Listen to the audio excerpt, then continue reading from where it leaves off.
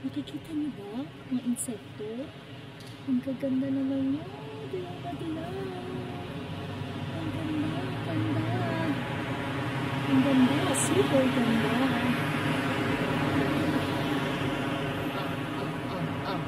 Naniniwala na kayo. Naniniwala na kayo. Sobrang ganda talaga. Ito siya kapag hindi po siya masyadong bukadkad. Ayan. Ayan.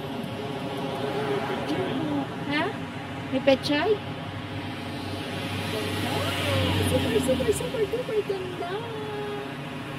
Ay, nakakatuwa pati yung mirrors yung bahay. Ang ganda din. Kita nyo ba?